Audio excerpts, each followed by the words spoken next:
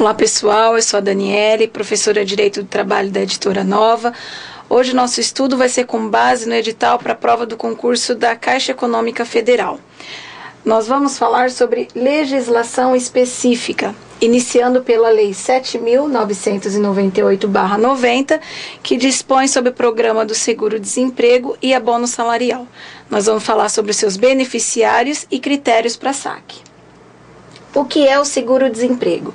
Ele é um benefício garantido a todo trabalhador, é um direito constitucional, direito social que está elencado no artigo 7º da Constituição Federal.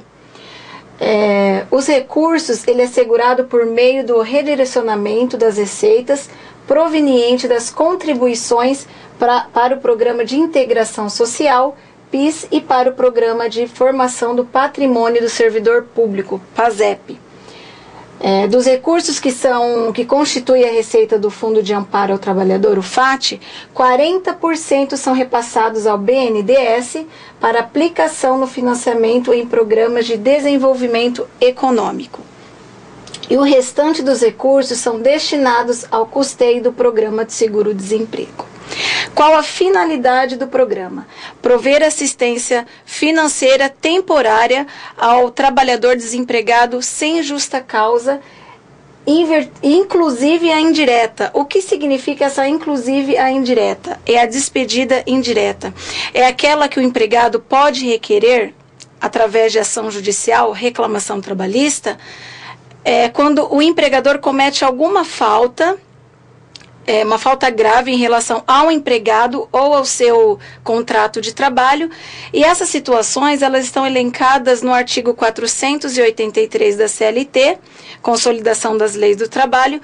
Uma delas a gente pode citar quando o empregador deixa de cumprir as suas obrigações contratuais, deixando de pagar os salários, principalmente também os depósitos do fundo de garantia. Aí, o empregado ele pode pedir a sua rescisão indireta, demissão indireta. Também a finalidade é auxiliar os trabalhadores requerentes ao seguro-desemprego na busca de novo emprego, podendo, para esse efeito, promover a sua reciclagem profissional. A quem se destina? Aos trabalhadores dispensados sem justa causa, inclusive a indireta, que nós já citamos, aquele cujo contrato de trabalho foi suspenso em virtude de participação em curso ou programa de qualificação oferecido pelo empregador. Aos pescadores profissionais, comprovado durante o período em que a pesca é proibida devido à procriação das espécies.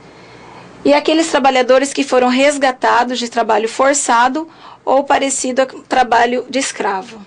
Cumprindo os requisitos para o recebimento do seguro-desemprego, o trabalhador tem de 7 a 120 dias da data da demissão para fazer o respectivo requerimento. Esse requerimento ele pode fazer nas DRT, Delegacia Regional do Trabalho, no SINE, que é Sistema Nacional de Emprego, ou nas agências credenciadas da Caixa. Quais são os documentos necessários para dar entrada no seguro-desemprego?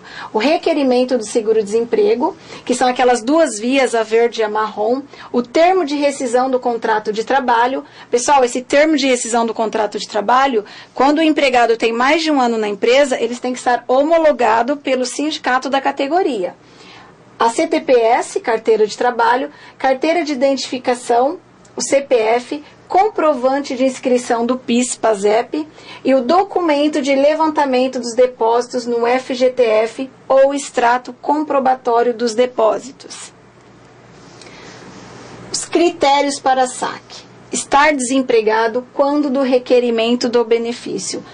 Nós vamos verificar logo à frente por que eu grifei requerimento do benefício, quando do requerimento do benefício.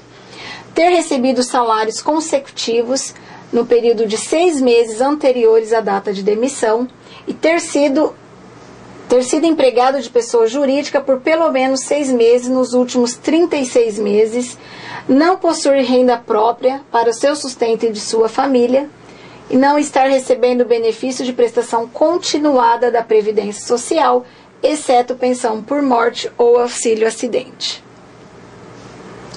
Como definir a quantidade de parcelas que o trabalhador tem direito? O cálculo da quantidade de parcelas a qual tem direito é baseado na quantidade de meses trabalhado nos últimos 36 meses. O benefício é concedido em até 5 parcelas, de forma contínua ou alternada a cada período aquisitivo de 16 meses, que vai ser da seguinte forma. Se o empregado, o trabalhador, ele trabalhou de 6 a 11 meses nos últimos 36 meses, ele vai ter direito a 3 parcelas. Se ele trabalhou de 12 a 23 meses nos últimos 36 meses, a 4 parcelas. E se trabalhou mais de 24 meses nos últimos 36 meses, 5 parcelas. Eu coloquei aqui uma exceção, que são os pescadores profissionais.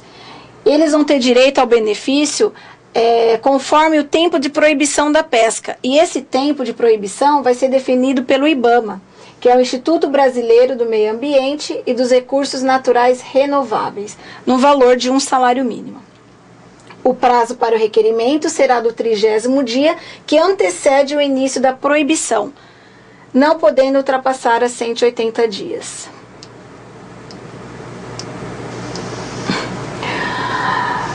Também temos os trabalhadores que são resgatados da condição parecida com a de escravo ou trabalho forçado, que receberá no máximo 3 parcelas no valor de 1 salário mínimo. Aqui eu coloquei também o empregado doméstico.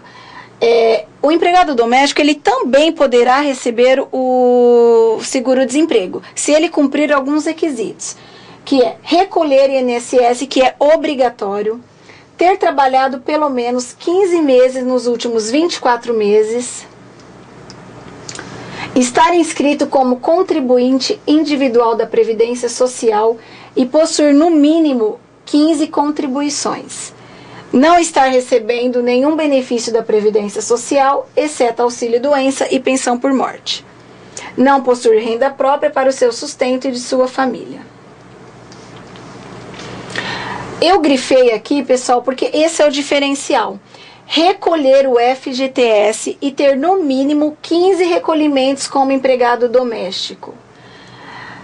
Por que esse é o diferencial? Porque para o empregado doméstico, o recolhimento do fundo de garantia, ele não é obrigatório, ele é facultativo. Ou seja, o empregador, ele tem essa faculdade, se ele deposita, se ele faz os depósitos ou não. Por quê? Porque o empregado doméstico, ele não é equiparado aos demais trabalhadores regidos pela CLT.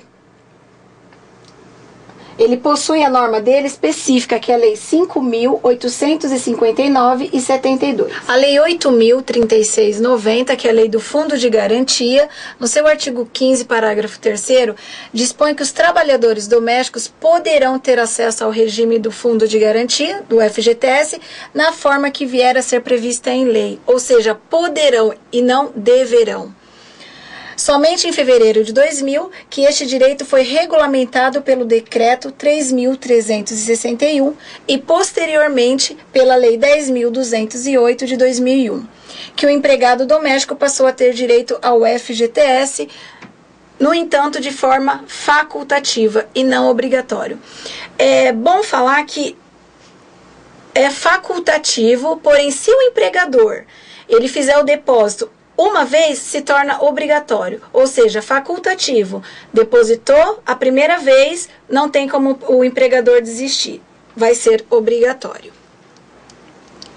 O valor máximo também é no valor de 1 salário mínimo e no máximo de 3 parcelas. E prazo para o requerimento é de 7 a 90 dias, contados do dia seguinte à data de sua dispensa. O que significa de forma contínua ou alternada a cada período aquisitivo de 16 meses? Significa que se o trabalhador ele der entrada, receber 2 parcelas, 3, nesse tempo ele conseguir um novo emprego, suspende o fundo de garantia. Se por um acaso ele perder esse emprego novamente, houver a demissão e ele estiver no seu período aquisitivo, ele pode novamente receber essas 2 parcelas restantes. É isso, tá? Período aquisitivo, que são de 16 meses, né? Ele tem que estar nesse período aquisitivo de 16 meses. também é de 16 meses o período